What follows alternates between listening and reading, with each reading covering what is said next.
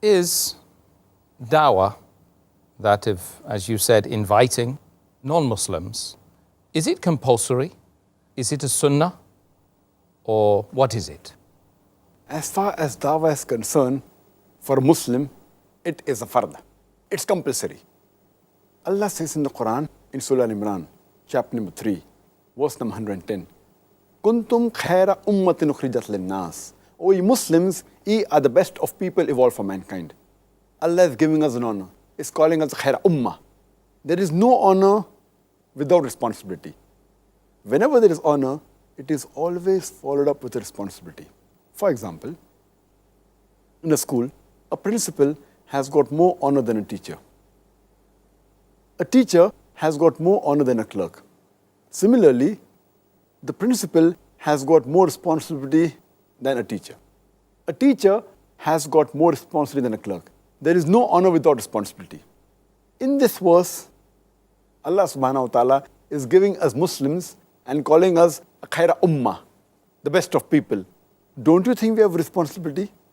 The reply is given in the same verse. Allah says, تَأْمِرُونَ بِالْمَعْرُوفِ وَتَنْهَوْنَ عَنِ الْمُنْكَرِ وَتُؤْمِنُونَ بِاللَّهِ. Because we enjoin what is good and we forbid what is wrong and we believe in Allah. The reason Allah is calling us khaira ummah is because we enjoin what is right and we forbid what is wrong and we believe in Allah. If we do not enjoin what is right and do not forbid what is wrong, that is to dawah, we aren't fit to be called as khaira ummah. We aren't fit to be called as Muslims. It is a fardh. It is compulsory that every Muslim should do dawah. And there are umpteen number of verses in the Quran and several Sahih Hadith which prove that dawah is fardh. Time doesn't permit us to give a talk. And I've given the talk on this subject, dawah, destruction, in detail. I'll just mention one more surah of the Quran. Allah says in Surah Al-Asr, chapter number 103, verse number 1 to 3, Wal Asr, Innal insana lafi khusr, illa allazina amanu, wa amilu salihati, wa tawasaw bil haqqi wa tawasaw bis sabr. Which means, by the token of time, man is verily in a state of loss. Except those who have faith, those who do righteous deeds, and those who exhort people to truth, and those who exhort people to patience and perseverance. This Surah Al-Asr, according to Imam Shafi, he said that if this surah was revealed, it was sufficient as a guidance to the whole of humanity.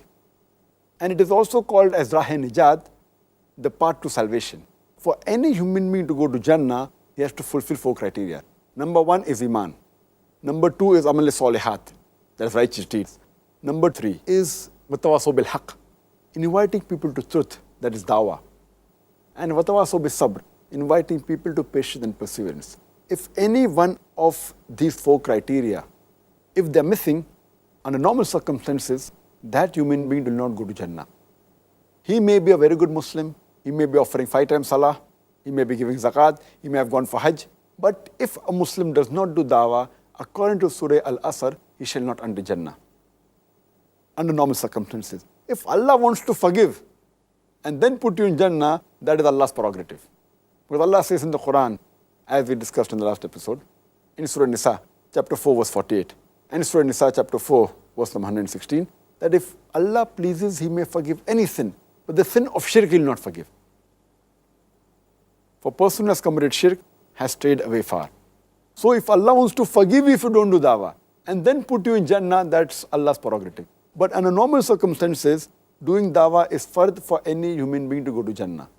Not only dawah is required, all 4 are required. Iman, only dawah will not take you to Jannah. All 4 are required. Iman, righteous deeds, watawasaw bil haqq, that's dawah, and watawasaw bis sabr, inviting people to patience and constancy. Therefore, dawah is fardh on every Muslim.